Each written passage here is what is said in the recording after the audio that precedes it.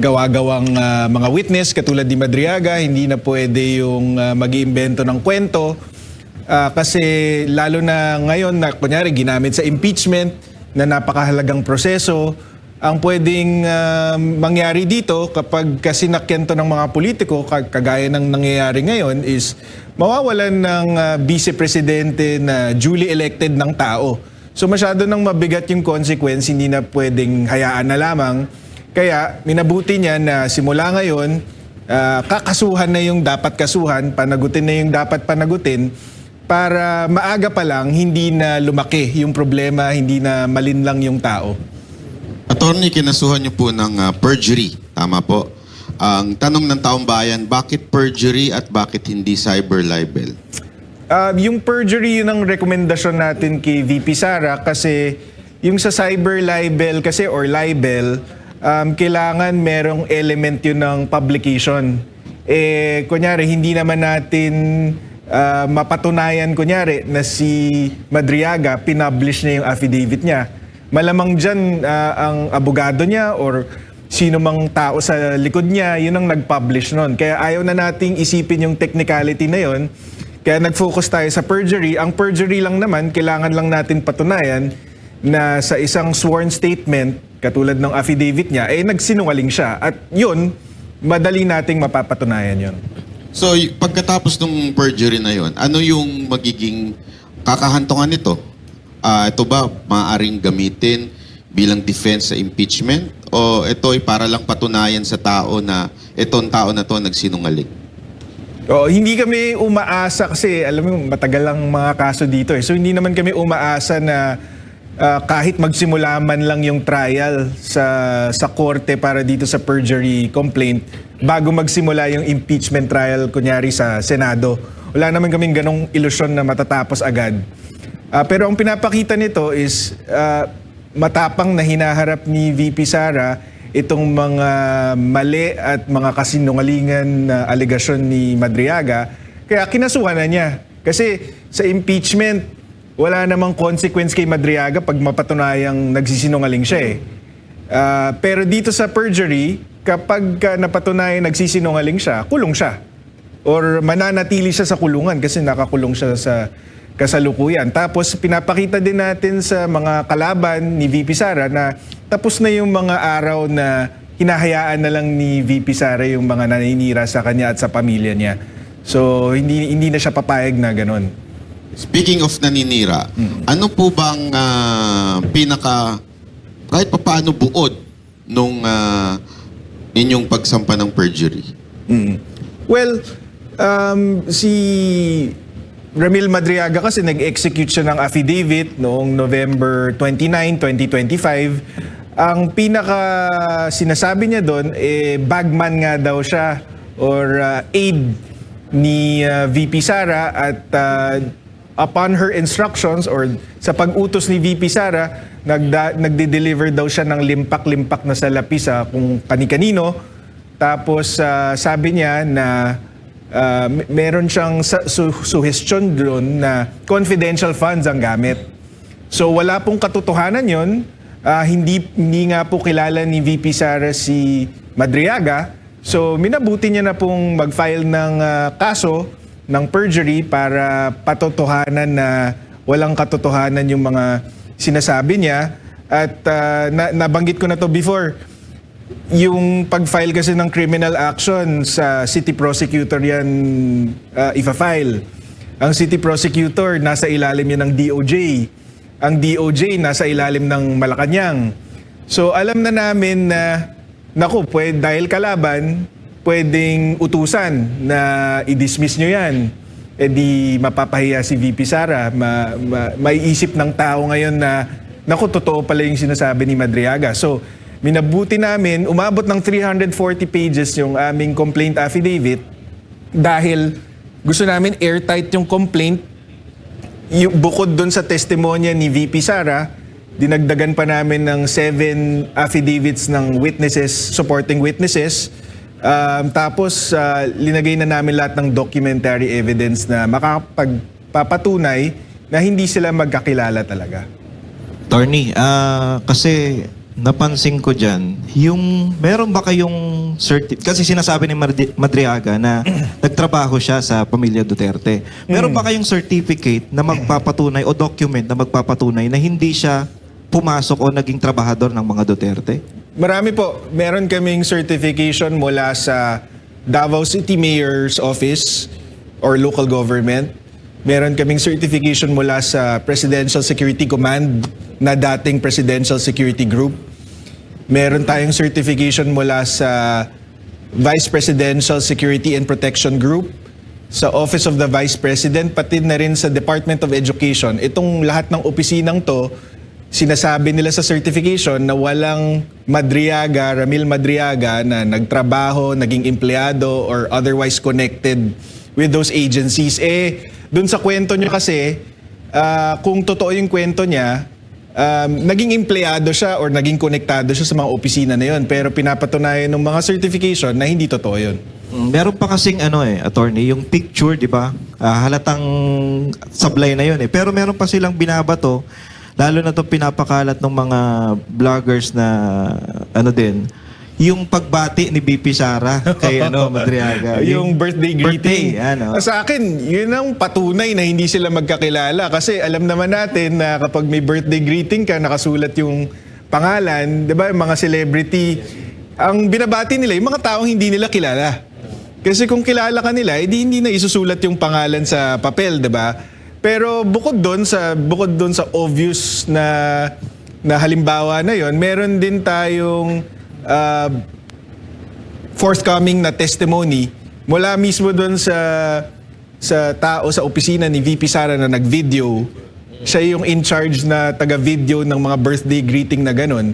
Papatunayan niya na si VP Sara ginagawa lang yun para sa mga taong hindi niya kilala. Request lang ng mga kaibigan at mga kaopisina. Nung nakaraan nagkaroon ako ng nag-birthday ako nung nakaraan Nag-request din ako kay VP ng greeting.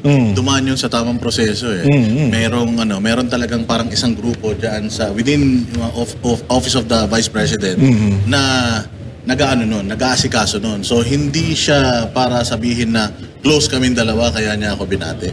So definitely may request yan. Opo. Binigyan ko lang ng konting sundot yung sinabi ni Attorney. Pero ba't pag Attorney- ini-interview mo parang si BP Sara close na close kayo? Hindi, close na kami. Pero ganun yung mata mo pag Pero sigurado ako, hindi niya alam kung kailan ang birthday ko. Sigurado ako hindi niya alam kailan ang birthday ko. Attorney, nabanggit nyo, madaling patunayan tong perjury. Actually, parang sinabi nyo nga, ito yung hulog pa ng langit Oo. para doon sa impeachment. Sinabi nyo, mali yung pangalan. Even yung pangalan, mali. Ano bang ginamit niyang pangalan at doon sa affidavit na mali? Hindi, yung pangalan kasi talaga ni Ramil Madriaga is Ramil Lagonoy Madriaga. Nandun yun sa kaso niya. Nabanggit ko na ito before na hindi yung pagkakulong ngayon ni Madriaga for kidnapping for ransom, hindi ito yung unang pagkakataon. Nakulong na siya noong 1997 for kidnapping for ransom din, pero na-acquit lang siya sa Supreme Court. So malinaw na ang pangalan niya doon, Lagonoy, Lagonoy. Pero doon sa affidavit niya, Lagunoy ang ginamit Hindi kaya niya. typo lang? Dalawang beses niya inulit. Pero ang amin lang is ganun ka haphazard ang paggawa nitong affidavit na to na pati yung pangalan mo, nagkamali ka pa. Nabanggit nyo yung most wanted. Ito. Panglima, nabanggit pa nga ng police before na nadinig ko sa interview nyo, itong si Madriaga sa kidnapping. So, bakit ito pa ang gagamitin considering na sobrang napaka-imposible naman na gamitin ito ni BP Sara?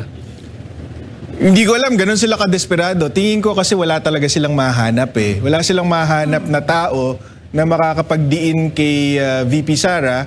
So, kumuha na lang sila ng willing to do it, 'di ba? Yung gustong gumawa, may rason para gawin. Ang nakikita nating rason dito, malinaw naman, meron kaming presenta na text message mula kay Ramil Madriaga papunta kay Lieutenant Colonel Dennis Nolasco na inaanyayahan niya na kumbaga bumaliktad itong si Nolasco at kesyo sabihin niya na lang daw na yung confidential funds binigay ni Nolasco kay Madriaga, siya na daw ang magpapaliwanag para daw hindi makulong si Nolasco kasi siya daw magiging state witness daw siya. Mukhang makakalaya siya kaya niya ginagawa to. May kapalit na kalayaan tong testimony niya. Attorney, about this, itong kumakalat din na parang text messages na conversation between Madriaga ata ito and VP Sara Duterte. So ano masasabi niyo dito? Is this legit ba to o gawa-gawa lang? Kasi pwede natin gawin to eh. Kahit ako pwede kong gawin na gawa-gawa ng pangalan eh. Wala pa naman akong nakikitang any text messages na kumakalat between VP Sara and Madriaga. Although si Attorney Palad nung isang araw, may binanggit siya na text message nga. Pero hanggang ngayon wala pa akong nakikita at kung may lumabas ba na ganyan, gawa-gawa lang yan. Kasi nakausap ko si VP Sara tungkol dito at malinaw na wala siyang ugnayan dito sa taong to. So hindi niya alam ang numero nito, wala siyang communication dito. In fact, nung kampanya nga, doon sa Isip Pilipinas na binuong grupo ni Madriaga, hindi man lang kilala ni VP Sara si Madriaga. Ang kilala niya doon sa Isip Pilipinas ay itong si Attorney Ryan Kilala na dating Associate Dean ng San Sebastian kung saan nag-law school si VP Sara. Yun ang kilala niya, hindi si Ramil Madriaga. Okay. So, eto po, sabi nyo, napakalaki kasi ng walingan ito. So, what do you think drives Madriaga to do this? Sa tingin nyo po, naiipit lang siya ng mga tao nagpapaikot sa kanya? O nagpapagalaw sa kanya? Or paano po ba?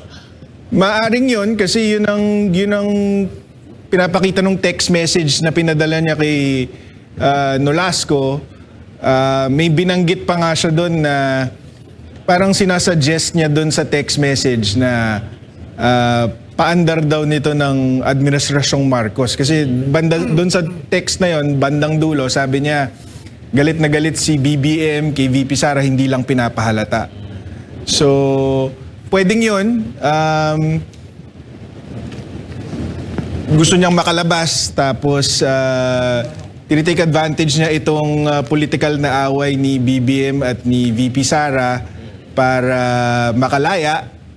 Pwede rin namang napakasinungaling lang talaga niya kasi like before ako pumunta dito may nakita akong bagong video na nagtuturo si Ramil Madriaga sa isang klase tapos yung background nakalagay Attorney Ramil Madriaga hindi naman siya attorney. In fact doon sa affidavit niya mismo inamin niya na hindi siya pumasa ng bar. So mukhang sinungaling lang talaga siyang tao. Mukhang con artist talaga siya. Kaya ganito yung kinalabasan. Alright. Anonymous ako. Ito, para once and for all. Kilala mo ba kung sino yung amo niyan? Hindi eh. Ako Hindi ko- kilala, ako parang kilala ko eh. Sino? Ikaw na magsabi. Ako lang, baka makakasuwa na naman. Makakasuwa na naman ako. Hindi. Pero ano yung motibo niya talaga? Para makalaya sa ka, ganun yung... Mukhang ganun ang lumalabas kasi nakakulong na siya eh. Ano pa bang hihilingin mo, 'di ba, kundi makalaya. Yung mga handlers, meron tayong mga iba't ibang teorya pero sabi ko nga para sa amin, parang may involvement dito si former Senator Trillanes kasi Ay, oo, naniniwala ako doon. Yung affidavit ni Madriaga, parang mga lumang kwento ni Trillanes to eh na hindi napatunayan yung magnetic lifters versus Manscarpio and others, yung nakakatanggap daw yung pamilya Duterte ng drug money at saka ng pogo money. Tapos, syempre, itong confidential funds dinagdagan. So, puro, kwentong Trillanes. So, posibleng siya ang nasa likod nito. So, di ba? Alam naman natin na sinuwanin ng hayop na makuyagan ito.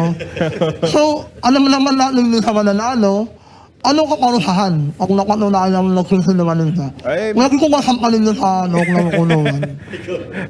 Ibig sabihin nun, magkikita kayo dun. Hindi naman. Akala ko, hindi naman. Pero, luki, no? Luki kayo, no? Kasi actually nothing to lose siya. Ano, Kung nothing to lose tutuusin. eh. Kasi nakakulong na siya. pag napatunayang nag-commit siya ng perjury, di dagdag lang sa kulong, baka yun ang kasama sa pag-iisip niya na gawin ko na to kasi pag nanalo ako, pag napatalsik namin si VP Sara, makakalaya ako. Pag hindi naman, nakakulong na rin Kung ako. hindi naman talaga siya mananalo, ginahin na lang, no? Makabawi naman na kami store ko niya sa buhay natin, no? Pero sa amin nga, sabi nga ni Coach na para sa amin kasi hulog ng langit eh. Hindi naman namin pinaplano na medyo natagalan yung pag-file namin ng perjury complaint. Ba't ko sinasabing hulog ng langit? Kasi alam naman namin kasinungalingan siya, wala siyang kwenta. Pero dahil hindi sinasagot ng diretsahan, parang isang beses lang ata dininay ni VP Sara tapos tumahimik na siya. Siguro naglakas loob tong mga impeachment complainants. Sinama tuloy nila dun sa impeachment complaint. So habang prepare namin yung perjury complaint, tapos nababalitaan namin sinasama, medyo nagre-rejoice kami kasi loko, mapapatunayan namin na puro politika lang talagang habol nyo kasi itong Madriaga, kung finact-check nyo to, binackground check nyo to, malalaman nyo na walang katotohanan ng sinasabi nito. Attorney, may mga nagsasabi nga mapatungkol dito kay Madriaga na halos kaparehas nung nangyari kay Espinosa at kay De Lima na halos ginamit laban sa mga Duterte tapos pinalaya. Ano pong makukomento niyo, Attorney? Sana hindi na tayo umabot doon kasi ang patutunguhan natin dito is kung hindi ma-impeach si VP Sara, magiging Pangulo to ng Pilipinas. So, syempre, hindi papayagan ni VP Sara na makalabas ng kulungan tong ganitong klaseng tao. So, sana hindi na tayo umabot doon. Yun yung mga nakikita po ng mga netizen na kasi yung kay Espinosa pinalaya tapos ginawang witness laban kay Pangulong Duterte tapos pinalaya. Ganon din si De Lima. So ganito, halos ganito din ang senaryo ni Madriaga. Tapos yung mga binibitawang statement din nung dalawa ni Espinosa at kay Madriaga halos parang magkakatugma-tugma lang din. Pero sana hindi mangyari yun talaga, no? Kasi bukod sa mali yun, napaka-dangerous nitong taong to. Kasi PNP na mismong nagsabi na itong si Ramil Madriaga, leader siya ng Madriaga Kidnapping for Ransom Group na tinaguri ang one of the most dangerous criminal syndicates in recent history. So, sana hindi mapalabas yung mga ganitong klaseng tao. Gaano po kalakas ang ebidensya ng isang katulad yan? Si Madriaga, isa ng may tuturing na kriminal. At katulad din niya nila Espinosa, nila De Lima. So gaano po kalakas at kahina yung mga ebidensya nila na ibinabato laban kay Vice President Sara Duterte? Umpisa natin sa credibility, 'di ba? Ito sa isang banda, meron kang kidnapper for ransom, leader ng kidnapping for ransom group, top 5 most wanted in the Philippines for kidnapping bago siya na-aresto. Tapos pangalawang pagkakulong niya na ito versus yung ikalawang pangulo ng Pilipinas na walang bahid ng korupsyon, walang bahid ng krimen, maliban din sa gawa-gawa na lang na binabato sa kanya ngayon. Ang sumusuporta sa testimony niya, 7 tao na hindi rin matatawaran ng integridad. So una dyan si Major General Jose Ariel Niembra, dating PSG commander. Pangalawa si Brigadier General Randolph Cabangbang, dati ding PSG commander. Pangatlo dyan ay si VSPG Commander Colonel Raymond Lachica. Yung dating OVP spokesperson at dating acting PCGG chairman, si Attorney Reynold Monsayak. Si Lieutenant Colonel Dennis Nolasco na dating Department of Education Security Officer at si Miss Ana Magnaye na isang events organizer based in Davao. So, kung i-compare mo lang yung credibility, wasak na wasak si Madriaga, 'di ba? At Also din, kahit yung numero, kasi itong 7 to plus VP Sara, kino-corroborate nila yung mga testimonya nila eh. Pero si Madriaga, so far, mag-isa. At mukhang walang nagko-corroborate sa testimonya niya kahit isang tao.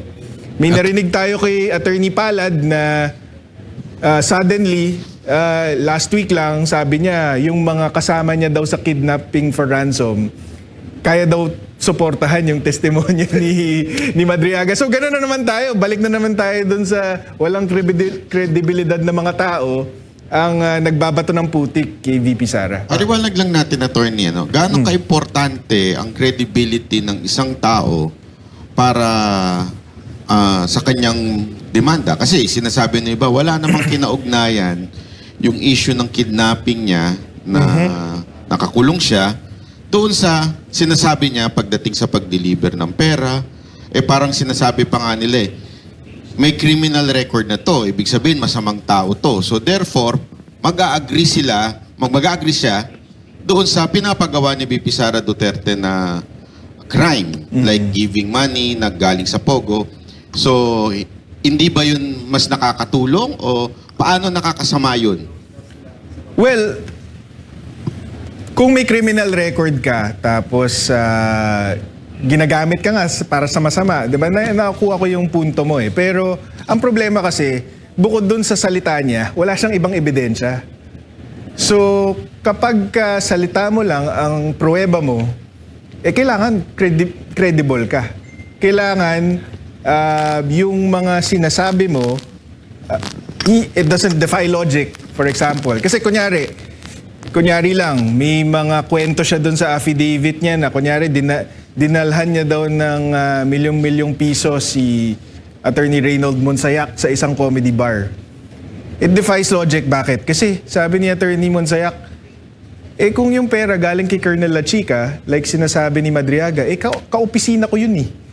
So bakit niya pa dadalhin sa akin sa isang comedy bar, sa isang public place? Magka-opisina kami, pwede niyang iabot lang sa akin yun kung gusto niyang pero palibasa kasi gumagawa siya ng kwento,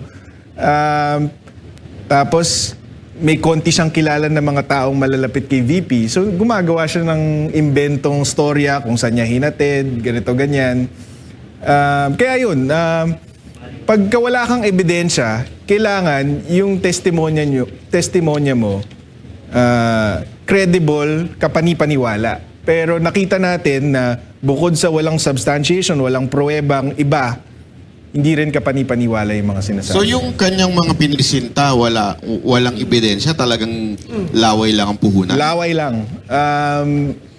Tapos, ang nangyari lang is after lumabas nung affidavit niya, may naglabasan sa social media na mga picture niya kasama ni VP Sara, mga Zoom meeting, ganito, ganyan. Pero actually, hindi nga namin kailangan sagutin yun sa perjury kasi hindi naman kasama yun sa affidavit. Pero para lang matigil na yung mga chismis or pagdududa ng ibang tao na baka nga magkakilala sila, baka nga trabahante nitong si VP Sara, tong si Madriaga, sinagot na namin dun sa complaint affidavit for perjury ni VP Sara. For example, itong nasa screen natin ngayon, picture yan ni Ramil Madriaga kasama si VP Sara sa inauguration ni Vice President Sara noong June 2022. So, yung iba nagsasabi, may picture siya kay VP Sara, so siguro close sila. Pero ang totoo niyan, hindi man lang siya invited doon sa inauguration. Hindi siya invited kasi hindi siya kilala. Kahit na tumulong yung Easy Pilipinas sa kampanya, ang kilala lang ni VP Sara sa Easy Pilipinas ay si Attorney Ryan Kilala. So itong si Attorney Ryan, yun ang naimbitahan sa inauguration. Unfortunately, hindi makadalo si Attorney Ryan sa Davao. So tinext niya yung RSVP number, sinabi niya, ang mag-a-attend na lang para sa Easy Pilipinas ay itong si Ramil Madriaga. So kaya lang siya naka-attend. Tapos yung mga... Attorney, bakit parang nag-proxy sa kanya ito si Ramil Madriaga? Ang totoo naman talaga kasi is itong Easy Pilipinas, binuo naman talaga ni Ramil Madriaga. Siya talaga ang leader nitong grupo na to. So sumuporta talaga siya kay VP Sara. Ang hindi totoo is si VP Sara ang nag-utos sa kanya na buuin tong Easy Pilipinas. Hindi rin totoo na si VP Sara ang nagpopondo dito sa grupong to. Hindi niya nga kilala tong si Ramil Madriaga. Ba't niya naman mauutusan or popondohan ito? Kaya niya lang kilala itong Easy Pilipinas dahil kay Attorney Ryan kilala. So, hindi siya naimbitahan, nag-proxy lang siya. May picture siya, pero sabi naman ni Miss Ana Magnaye na yung events organizer para doon sa inauguration, lahat ng tao pinaunlakan ni VP Sara para makipag-picture taking sa kanya. Para umabot ng 6 na oras, 6 p.m. to 12 midnight. Sila nagpipicturan doon sa harap ng Davao City Hall. Tapos, para lang mapatunayan na hindi siya special, ginawa namin dun sa complaint affidavit, inattach namin 1,200 pictures nung gabing yun. Para ipakita na, uy, hindi ka special, isa ka lang out of 1,200 na nagpa-picture kay VP. Attorney, ngayon established na walang connection talaga si VP Sara dito kay Madriaga. Sabi nga, prosecutor's dream to eh. Pag na-cross-examine to, talagang lulubog to. Ngayon, ang tanong lang, just in case ma-impeach si VP Sara, magagamit ba ito para matanggal o mabaliwala yung impeachment? And second, yung sinasabi ng karamihan ng mga trolls o yung mga manunood sa kabila na ginagamit nyo daw ito para chilling effect or wala nang lumabas na mga witnesses para patungkol dito naman sa impeachment. Unang-una, lahat ng abogado alam na pag nag-file ka ng perjury complaint tapos may impeachment, hindi maapektuhan yung impeachment. Hindi siya mapipigilan na mag-testify sa impeachment. Pangalawa, kung totoo yung sinasabi niya, edi dapat hindi siya natatakot. 'Di ba? Dapat walang rason para matakot siya. So, hindi ko nakikita kung bakit magkakaganon ng effect kung totoo yung sinasabi niya. Tapos yun nga, dahil nga alam namin na hindi mapipigilan yung testimony niya sa impeachment, kaya okay lang sa amin i-file ito because gusto nga namin siya mag-testify eh.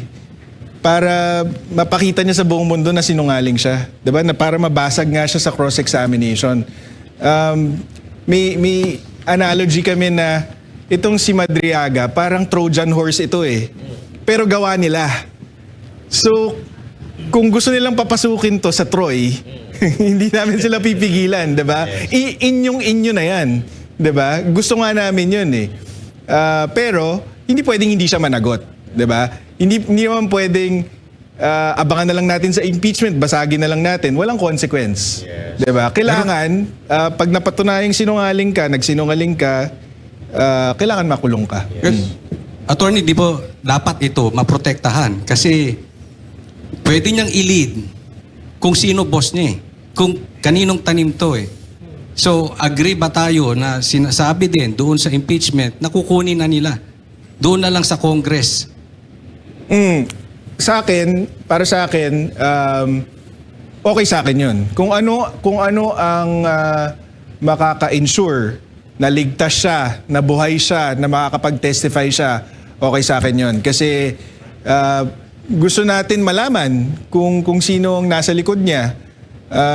Gusto natin aminin niya na gawa-gawa lang yung testimonya niya laban kay VP Sara.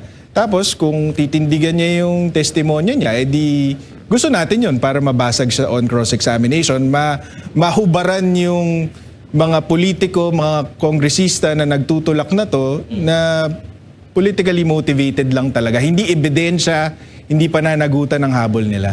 Yes. Kapaliktaran, no? Kapaliktaran pala ito ng propaganda nila na hinaharas daw siya sa kulungan.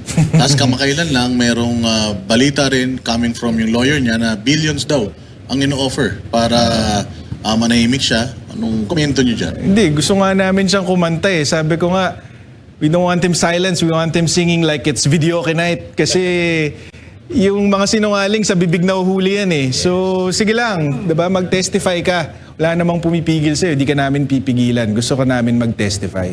Nag-start to yung paglabas ng kanyang testimonya. November 2025, tama? Ano sa tingin mo yung timing nito? November, bakit bigla siyang lumabas? Paano siya lumabas?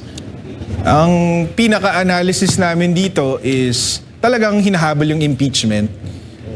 Kasi ang kakulangan nung unang round of impeachment last year is hindi nila mapatunayan kung saan pumupunta yung confidential funds. Kaya iniisip namin, inimbento nilang tong si Madriaga para ngayon meron na silang witness na makapagsasabi na yung confidential funds ng OVP at ng DepEd, dito napunta yan. Si Madriaga ang nag-deliver kung kani-kanino. So, yun ang tingin kong nangyari dito. Hinabol nila tong impeachment, hinabol nila si Madriaga para mabuo yung butas dun sa ebidensya nila. Attorney, no, ang pagkakaalam natin, itong mga nagsusulong nitong impeachment, gusto makasuhan si VP Sara Duterte, ay meron din yung iba dyan eh. May kinakaharap din ng mga kasalanan sa batas eh. Especially si Madriaga, no. Naalala ko lang yung isang legal maxims na he who comes to court must come with clean hands. Is it applicable ba in case of Madriaga? Hindi naman siya applicable per se. Ang mas applicable dito para sa akin yung false is in uno, false is in omnibus. False in one, false in all. Bakit? Kasi yung background ni Madriaga na sinasabi niya sa affidavit niya, nagtrabaho daw siya sa Presidential Security Group, nagturo daw siya doon, siya daw yung bumuo ng VP SPG ni VP Sara.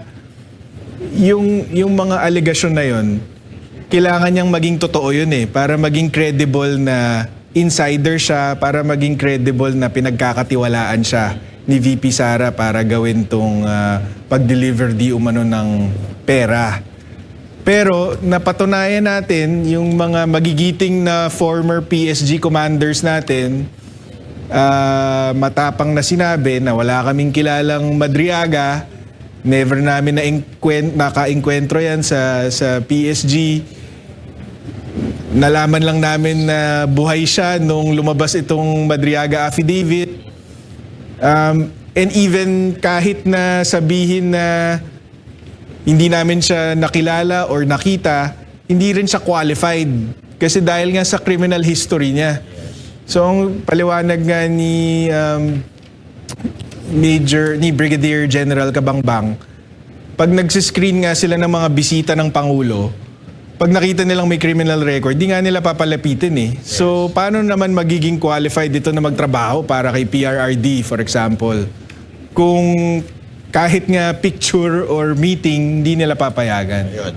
Isa pang tanong, in your own legal standpoint, base po dito sa mga hawak ninyong mga ebidensya, may tayo ho ba itong pinaglalaban ni Madriaga? May tayo ho ba siya?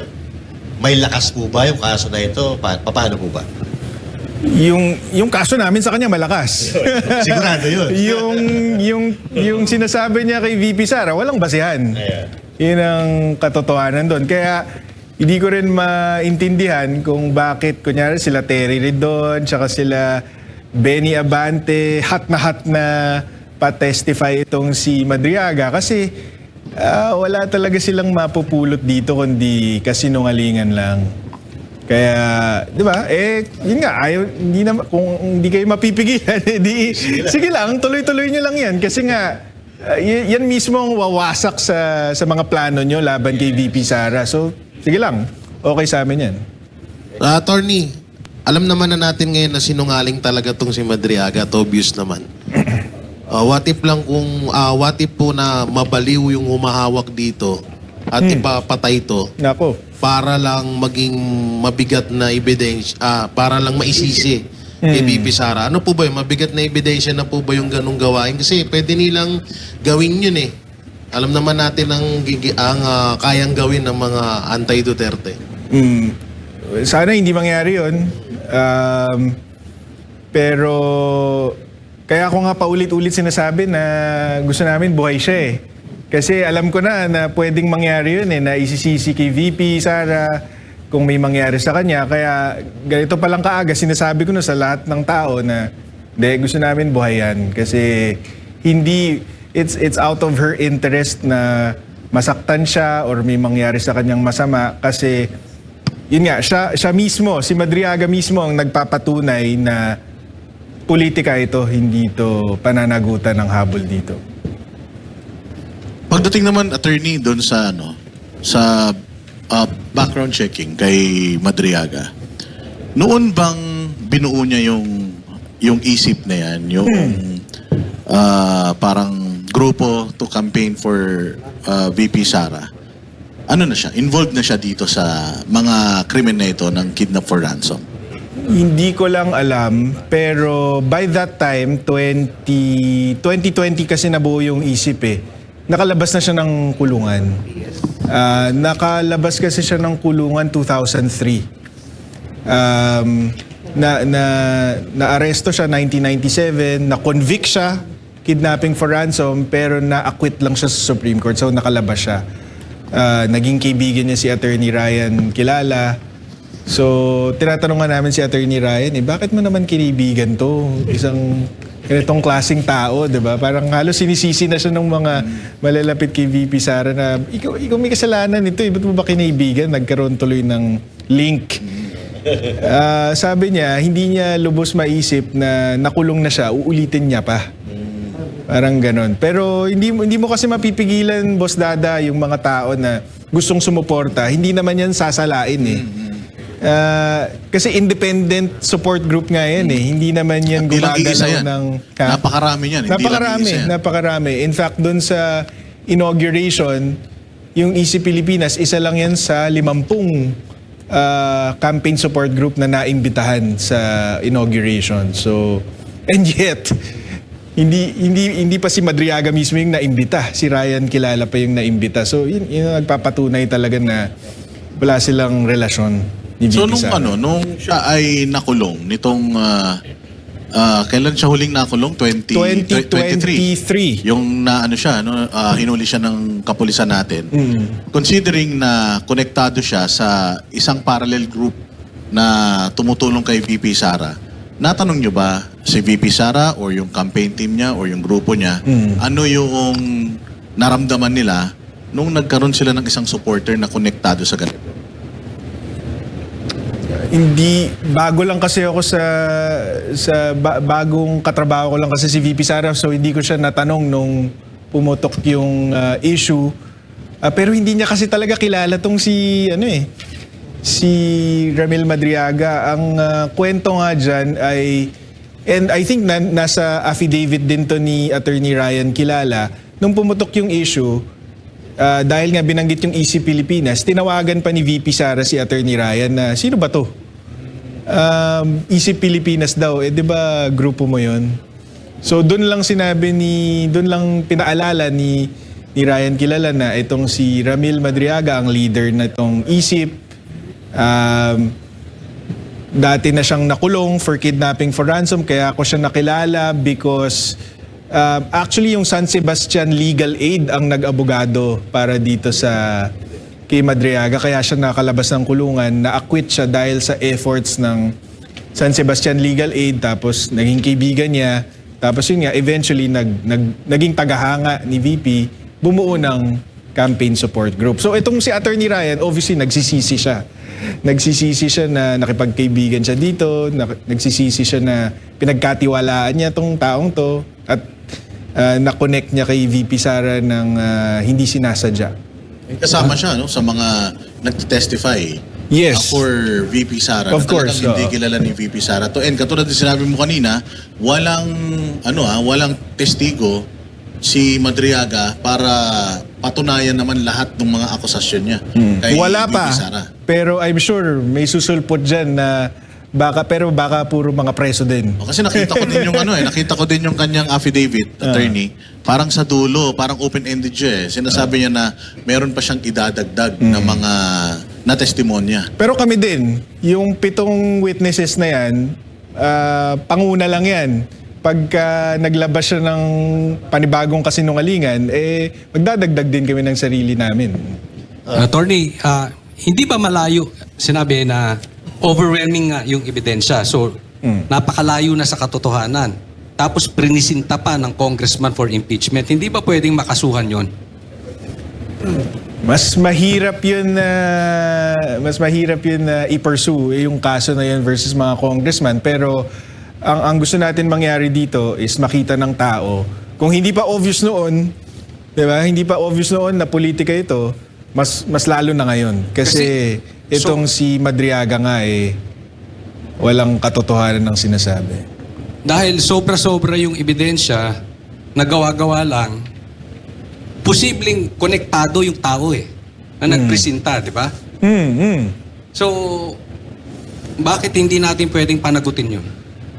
Pwede nating kasuhan pero ako sa standard ko, ayokong nagsasayang ng oras. Pagtingin kong wala akong smoking gun, hindi ko i-pursue yan kasi magsasayangan lang tayo ng oras siguro pag may lumabas na talagang matibay na ebidensya na itong mga to nagmi-meeting, talagang sila yung nag-provide ng storya dito sa taong to, or kung si Madriaga mismo ang umamin, Hindi, di ba? hindi kasi di ba yung nabanggit nyo, ito yung nilalako ni Trillanes.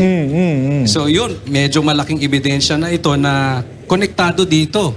Possible si Trillanes. Like, lahat tayo dito, nag-uusap tayo, lahat tayo naniniwala na nasa likod, isa sa mga nasa likod nito si former Senator Trillanes. Pero yung standard kasi ng batas natin sa criminal cases, mabigat proof beyond reasonable doubt sa korte. Bago ka umakyat sa korte, pinalitan na nila yung standard, pinaakyat pa nila to reasonable certainty of conviction. So, para lang ma-hurdle mo yun, kailangan talaga meron kang solidong ebidensya. May napanood po ako, yung abogado ata ito ni Madriaga, regarding dito sa 1 billion na suhol para umatras si Madriaga. And after that, may nangyari na parang gustong patayin nata si Madriaga at may napanood din ako na vlogger na parang ikinoconnect niya ito sa mga Duterte. Pwede ba yun? Wala naman sila sa kapangyarihan. Di ba, pwede naman nila sabihin kung anong gusto nilang sabihin, di ba? Pwede naman silang mag-imbento pa ng kwento. Pero sa akin kasi, it doesn't make sense Kasi nga, di ba, kagaya nga ng sabi ko, gusto namin siya mag-testify So bakit naman susuhulan para hindi mag-testify? Or bakit naman sasaktan para pigilan mag-testify? Gusto nga namin yun, di ba? May tanong ako. Alam naman natin lahat na kahinuwalingan yung naggagawa ng animal na yun. Nakakalam, bakit parang, man tawag ko yun, bakit binibigyan ng importansya ng gobyerno natin, ng kriminal na to? Ano meron?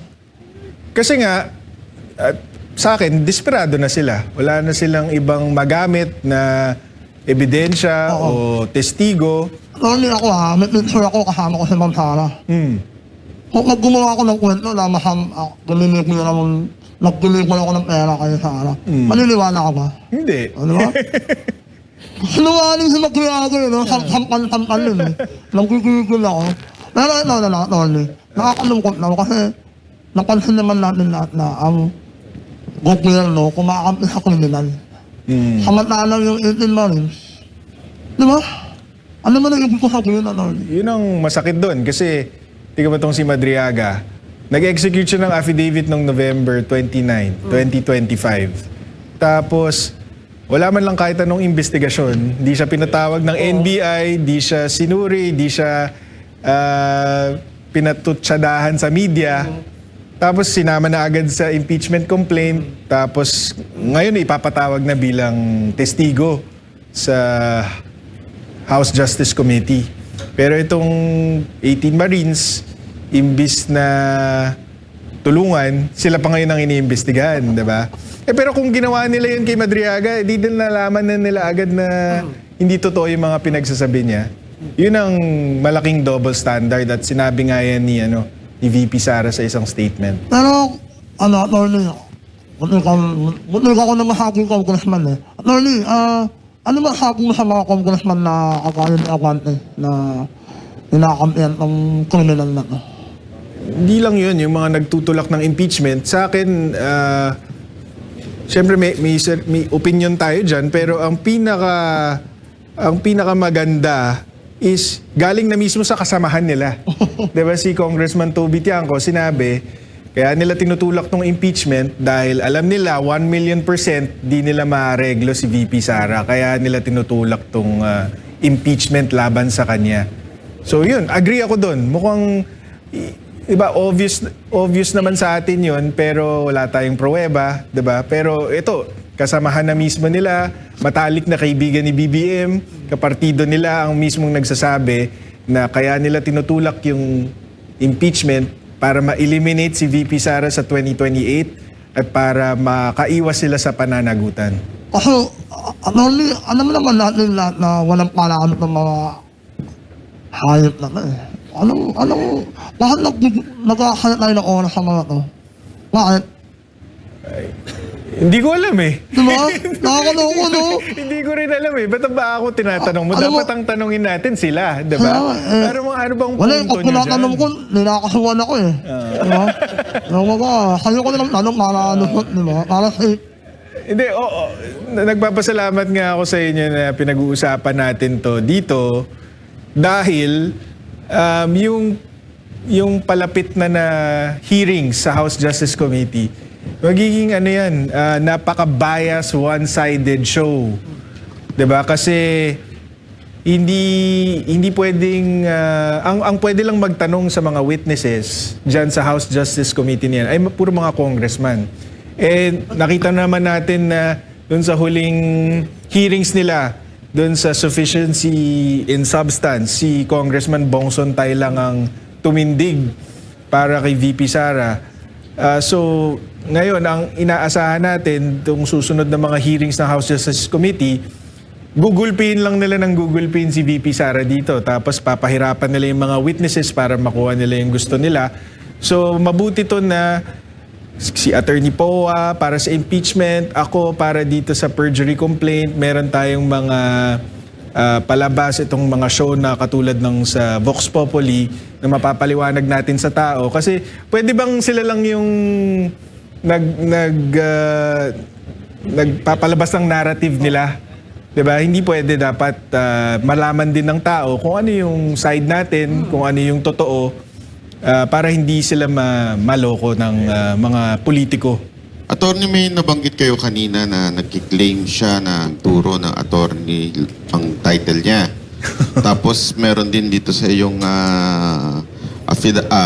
perjury case, sinasabi na nagpapanggap din siyang nagtuturo daw sa sa isang Sa PSG. school, sa PSG. Oo. So, ito honest question to Sa tingin mo ba may sintu-sintu ito?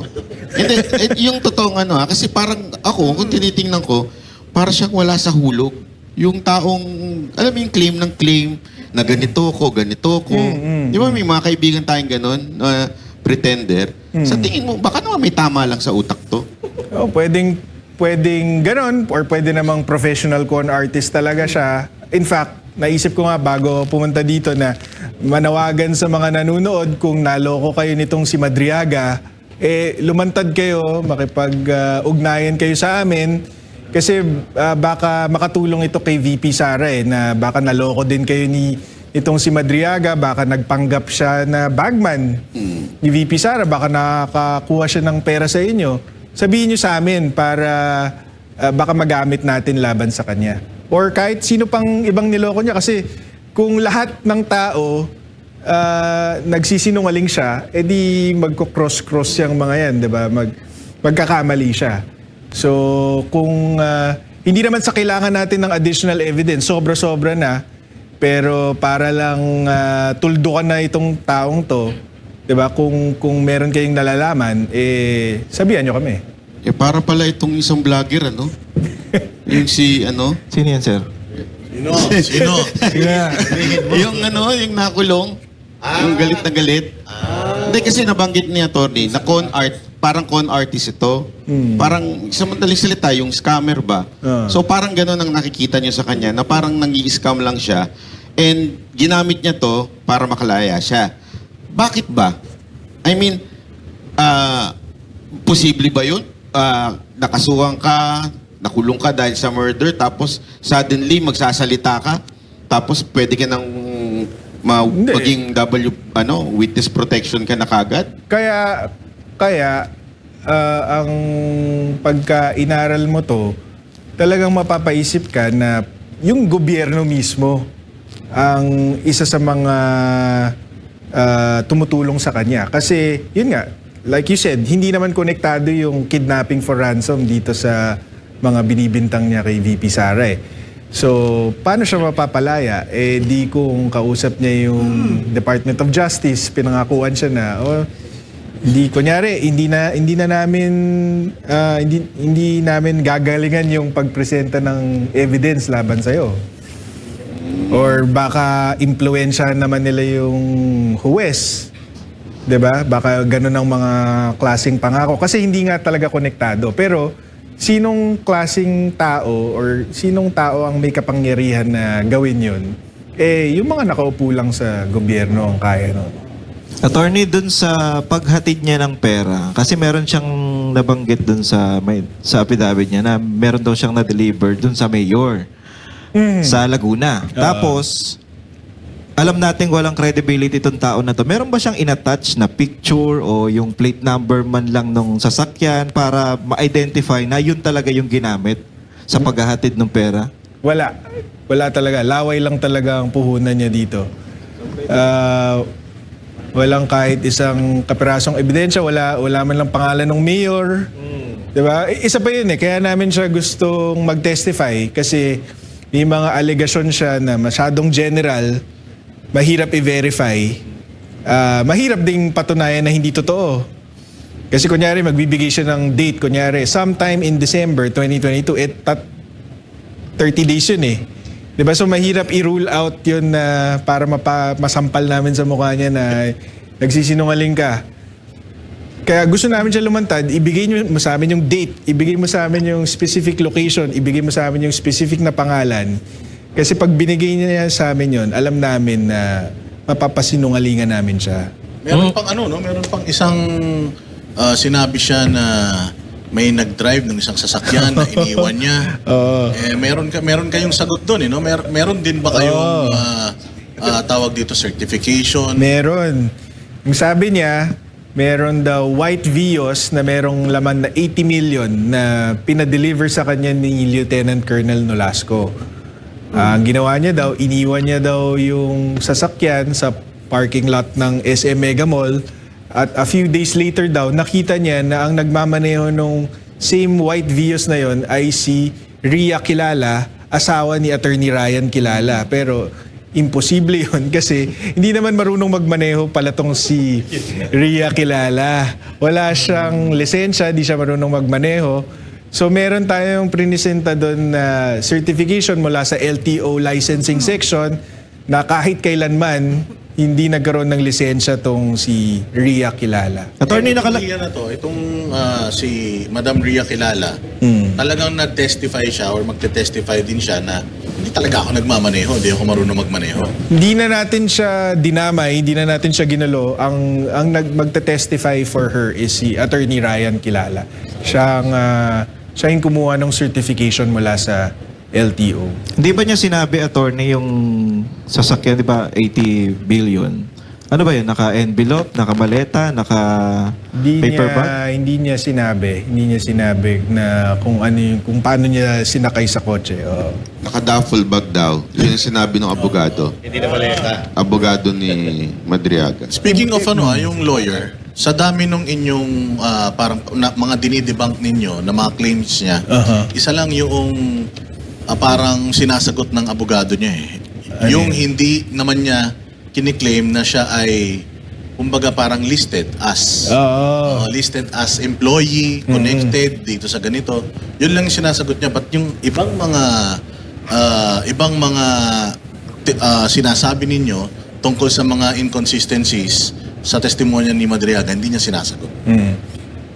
But hindi lang siya ang nagsasabi niyan, pati si Congressman Terry Redon, yan din ang sinasabi na kasi nung nag-file tayo, sinabi natin agad, meron kaming certification na hindi naging empleyado yan or konektado dito sa mga government offices nito. So, unang araw pa lang, sabi ni Terry Redon, ano yan, confidential, baka confidential employee yan. Tapos, ito naman si Attorney Raymond Palad, sabi, never siya naging empleyado ng gobyerno kaya wala siyang record.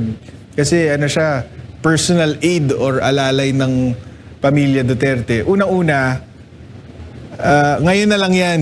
Kasi dun sa affidavit, sinabi niya, I worked in the following government offices. Kasama yung PSG. Sinabi niya, I was formally assigned in the PSG to teach this course and that course.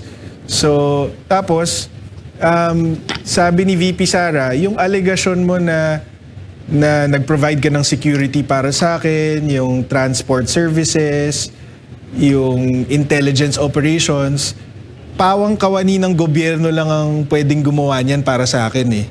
May mga government protocol na sinusundan para makapagsilbi ka ng ganong capacity para sa opisina ko. Yun nga, nakakuha tayo ng certification sa VP-SPG, OVP at DepEd na wala talagang ganong klaseng empleyado. Okay? So, one afterthought na lang. Ngayon na lang nila sinasabi yan na hindi siya empleyado ng gobyerno. Pangalawa, sabihin na nating personal aid ka or alalay ka, bakit kailangan mo ng imbitasyon para maka-attend ng inauguration ni VP Sara? Kasama ka pala sa staff niya. Bakit ka pa magpapaimbita? Diba? Pangatlo, sabihin na natin parang secret agent ka. Kasi walang nakakilala sa kanya eh. Diba? Wala pa akong nakakausap na katrabaho ni VP Sara na kahit isang beses nakita siyang katrabaho si VP Sara. So, pagpalagayin na natin na parang secret agent siya, confidential. Bakit ka post ng picture ng amo mo?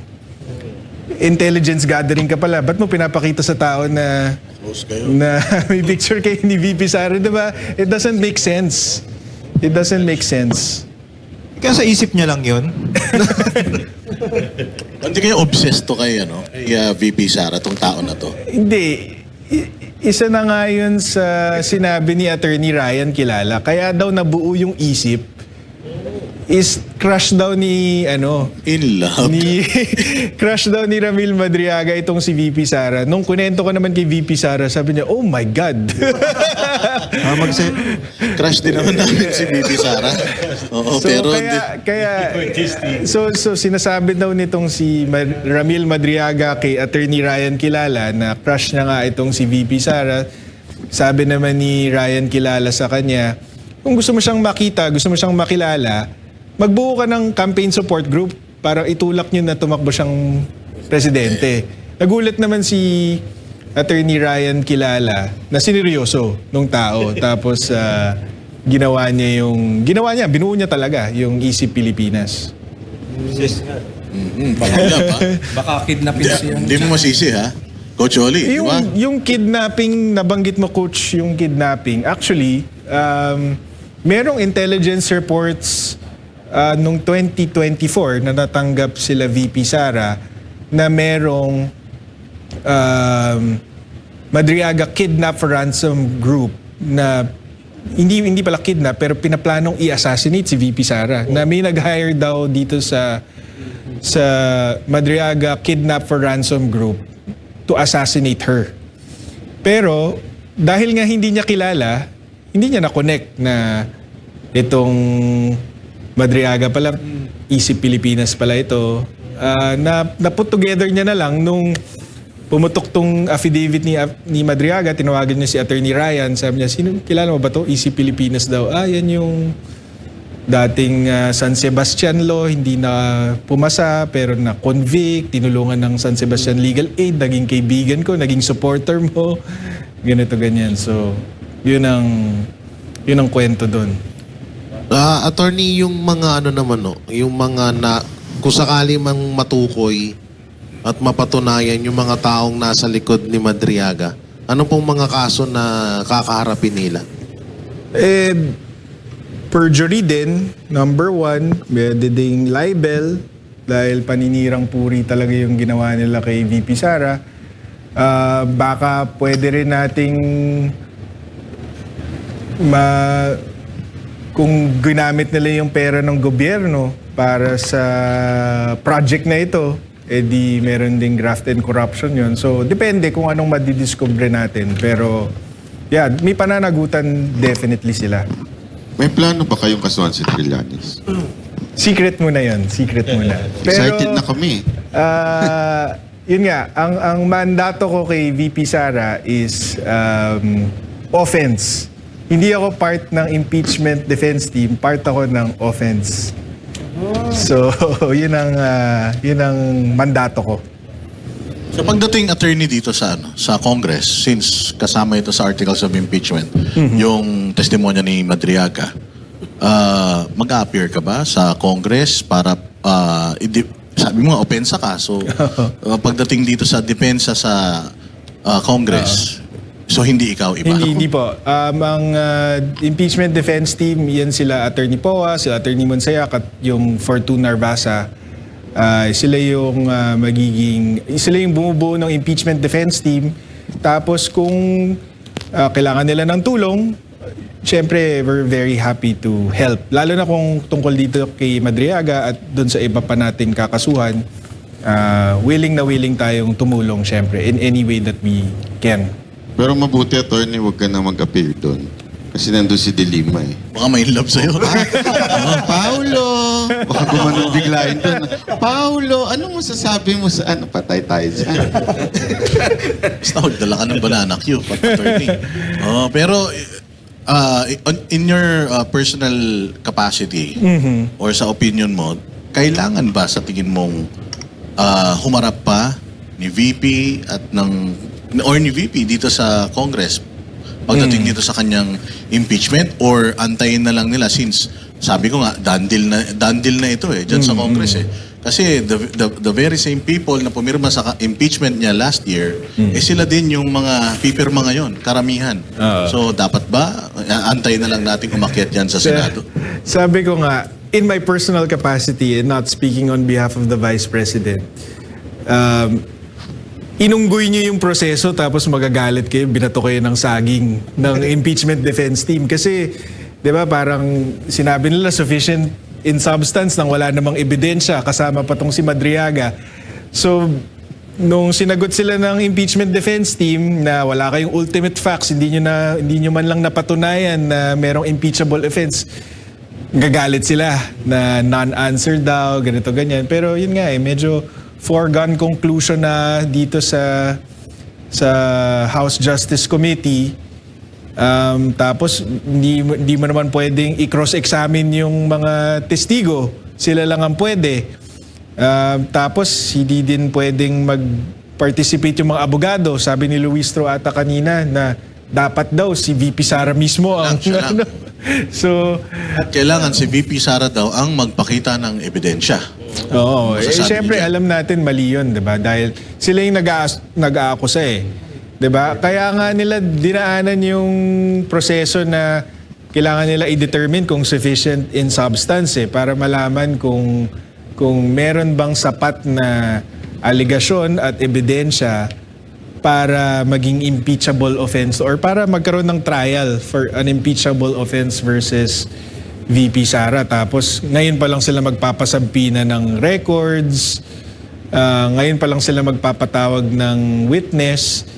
Pero syempre ang pinaka alam ko dyan is yung kay Madriaga. Isipin mo yung affidavit niya, laway lang nga, walang kahit anong attachment. Tapos dahil dun sa testimonyang yun, merong impeachable offense si VP Sara. Kaya alam mo talaga na naluto na yung proseso.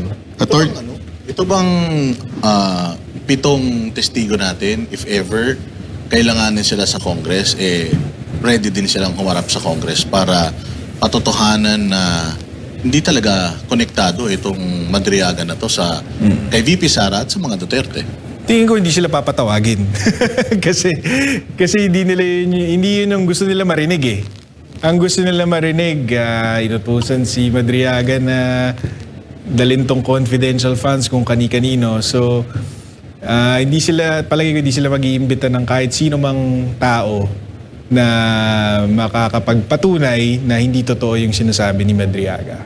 Pero kung papatawagin, definitely, willing sila mag-testify. Attorney, dito sa sinabi ni Madriaga na nagturo siya doon sa CSSP. Tapos dininay naman ito ni Lieutenant Colonel Nolasco ng PSG. Diba? Tapos, meron siya sinasabi na PSSPA member hindi PSG member. Kasi Nakuhanan niyo po ba ng statement yung PSSPA? ganito po yan. Kasi ang sabi ni Madriaga, nagtuturo daw siya sa PSG, sa Presidential Security Group. At in fact, si PRRD daw mismo ang nag-assign sa kanya sa PSG para magturo ng tactical driving courses tsaka strategic transport courses. Pero pinasinungalingan niya ni Lieutenant Colonel Nolasco kasi ang sabi niya sa testimonya niya, hindi naman yan miyembro ng PSG eh. Ano yan, parang faculty member lang yan ng isang external service provider. Ang nangyari kasi dyan, yung PSG, meron silang programa na pag miyembro ka ng PSG, pa-retire ka na, gusto nila na yung mga opportunities mo after PSG, mas maganda. So, gusto nila na kumuha ka ng certificate courses para gumanda yung resume mo. So, ang ginawa nila, pumayag sila na yung mga PSG members, magsa-certificate course sila, tapos, pero sila yung magbabayad mismo, silang voluntary, sila magbabayad, pero para hindi na sila lalayo, dito na lang sa PSG. So, hindi siya official PSG activity. Yung training is provided by an external company. Doon nagtuturo si Madriaga. So, pinapalabas niya na nagturo siya sa PSG, pero ang totoo is external na siya, hindi siya taga Hindi siya part PSG. ng PSG. Oo, tapos parte siya nitong company na PSSPA. Ang ginawa natin is pinakita natin na private company itong PSSPA, pinakita natin yung corporate papers niya. Tapos, hindi na tayo kumuha ng statement kasi doon sa Facebook page mismo ng PSSPA, doon sa pictures nila, yung photo album nila para doon sa course na tinuro sa PSG compound, nakalagay, Ramil Madriaga, faculty member ng PSSPA. So, yun ang nagpapatunay na hindi ka taga PSG at saka hindi ka inassign dyan ni PRRD para magturo dyan, kundi parte ka lang nitong PSSPA. Tapos si Lieutenant Colonel Nolasco kasi in 2021 naging commandant siya ng PSG Training School. Yun yung nagpro-provide ng in-house training for PSG members. Sinabi niya na lumapit daw tong si Madriaga sa kanya para mag-alok na pwede bang ako yung magtuturo ng tactical driving and strategic transport sa PSG. Tinanggihan to ni Lieutenant Colonel Nolasco kasi in-house subject matter experts ang nagtuturo nito. So hindi pwede si Madriaga magturo ng ganong klaseng course. So talagang parang siya, no? Medyo iba Yun yung nga. thinking niya, no? Siya mismo Scammer. nagpresenta na magtuturo. Hindi siya iniimbitahan. Hindi. So ito si Madriaga, hindi talaga siya organic member ng AFP or ng PNP ever. Hindi siya military, hindi siya police, Kahit reserve, hindi siya hindi. PSG. Reservist, Pero hindi din. yung mga pinapalabas niya sa affidavit niya, pang ganong klaseng, parang pang ganong klase, taga PSG, taga VPSPG. Sinabi niya nga siya nga nagbuo ng VPSPG. Mantakin mo yun, parang hindi ka military, hindi ka police, hindi ka man lang civilian member ng mga opisina ng PSG or VPSPG. Pero sabi niya, siya ang pinagkatiwalaan na buuin yung security team ni VP Sara. Isang kriminal. Parang nag-hallucinate siya, no? Matindi yung So, sinasabi nito. Ibig sabihin, attorney, basura talaga ito. Kasi kung matatanda natin, binasura yung first impeachment ni VP Sara. Aha. Para sa tingin ko, parehas lang eh. Parehas lang yung ikinakaso, maliban lang dito sa pagkakadagdag kay Madriaga, na basura din ang mga Basura sinasabi. din, oo. Yun nga, pero ang nadagdag kasi dito, kunyari, itutulak talaga nila to kahit may ebidensya o wala. Pero ang dinadagdag kasi dito, dati kasi may sinasabi sila, Mary Grace Piatos, kung ano-anong mga aliases. Alam naman natin na karaniwan yun sa intelligence community na gumamit ng alias. Kasi kundi ma-didiscover yung asset mo, edi patay yun, di ba? ang dinadagdag ni Madriaga na testimonya is dinala ko mismo yung pera dito sa taong ito. So yun yung wala noon eh. Noon parang, tignan mo niyo yung mga resibo niyo, hindi naman totoong pangalan. So baka may kalokohan dito. Pero ito kasing si Madriaga, ang sinasabi niya, hindi, ako mismo yung nag-deliver. So yun yung nadagdag. Parang nagpapanggap na teacher pero recto lang pala. Sa recto lang galing yun. Attorney, meron siyang di ba? Meron siyang mga addresses na binibigay dito sa may bandang Fairview. Napuntahan niyo ba yan? Yung mga addresses na yan? Actually, napuntahan yung sa Novaliches, Jordan Novaliches, yeah, Plains. Jordan Plains. Sinabi niya kasi Santiago family sa Jordan Plains subdivision. Ang nakita namin is sa buong Jordan Plains na napakalaking lugar, 3 lang ang bahay na pagmamay-ari ng Santiago. Tapos lahat sila hindi siya kilala. Parang yung tapos 'di ba, yung isa, hindi nila kilala. Parang yung isa, hindi ko na maalala yung mga trabaho, parang fish vendor yung isa. Yung isa, nakalimutan ko na. Pero we did check that out. Tapos wala, it doesn't lead anywhere. Talagang nag-effort kayo na talagang Oo. nag-due diligence kayo. Kasi sabi ko nga sa'yo, Boss Dada, ang kalaban mo dito, gobyerno diba? So, yun ang pinakaunang sinabi ko kay VP Sara, pwede tayong magkaso, pero kapag nautusan yung prosecutor or yung DOJ kunyari, baka mag-backfire to sa atin kahit na alam natin na may kasinungalingan tong si Madriaga. Dahil na-dismiss, baka isipin ng tao na, naku, totoo pala yung sinasabi nito. So, sabi ko, kung mag-file tayo, dapat siguradong airtight, walang butas. So, pati yung Jordan Plain na sinuri namin yan kung meron bang patutunguhan yung mga ganong aligasyon. By the way, attorney, yung mga nanonood sa atin ngayon sa Vox Populi YouTube channel, nasa 4,000 plus yung nanonood sa atin.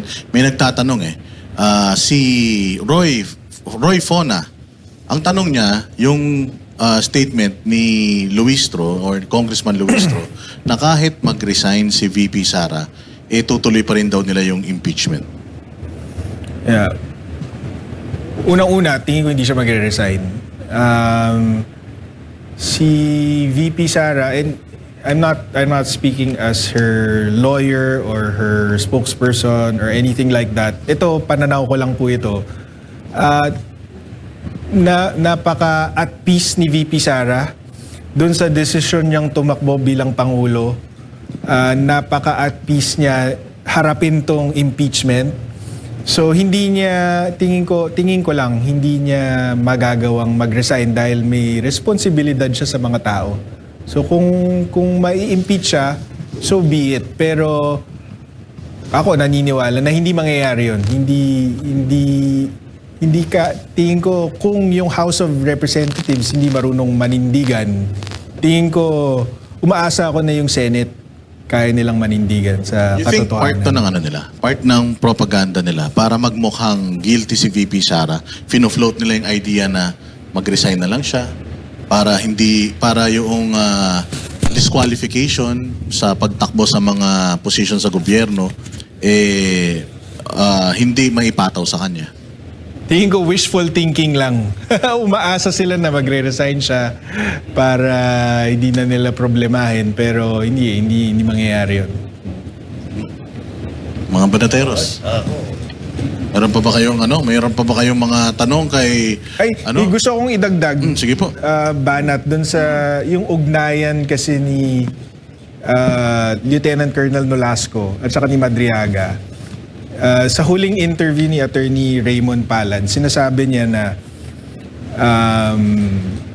tinatanong kasi siya, ano yung pruweba nyo ng koneksyon ni Madriaga kay VP Sara? So, sabi niya, nakakuha sila ng mga text messages between Madriaga at saka Lieutenant Colonel Nolasco na nagpapatunay na magkakilala sila. Unang-una, hindi naman namin dinedeny na magkakilala si Lieutenant Colonel Nolasco at si Madriaga. And in fact, dun sa affidavit nga ni Lieutenant Colonel Nolasco, sinabi niya na alam naming nagsisinungaling siya kasi nakilala ko na yan, hindi naman siya taga PSG. Teacher siya ng PSSPA. Ngayon, ano sabi ni Attorney Palad? Sabi niya, merong mga text messages doon na nagbigay ng bank account number si Lieutenant Colonel Nolasco kay Madriaga. Tapos para daw i-confirm, nagdeposito pa daw si Attorney Raymond Palad ng 1,000. Tapos pumasok daw. Pero kung titignan mo yung text message, ang pinag-uusapan nila doon, hindi naman confidential funds o anumang krimen, ang pinag-uusapan nila doon, paliga. Kasi sabi ni Madriaga, magsusponsor daw siya ng uniforme nitong sila Nolasco.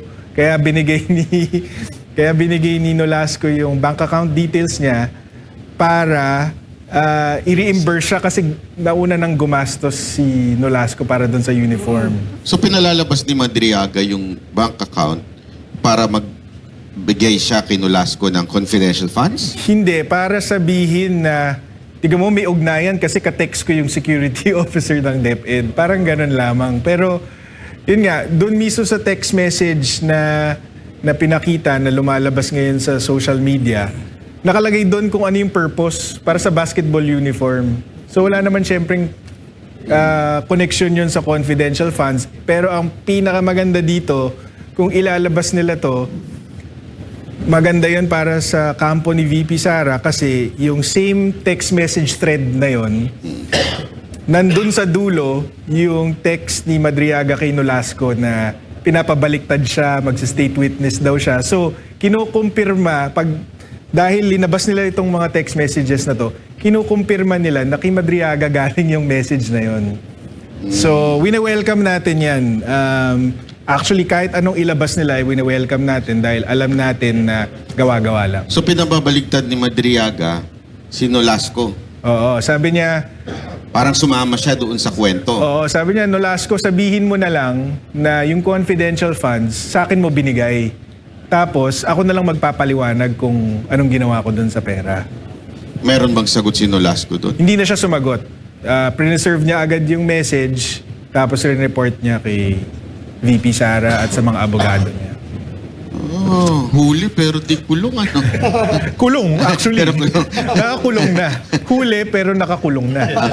Pero attorney, gusto pa mukhang lumabas, ano niya ha? talaga to, no? Mukhang gawain niya talaga. Kasi doon pa lang sa sinabi ni Nolasco. Nolasco na na parang gusto niya mag-volunteer na magturo ng ganito. Parang may na talaga siya.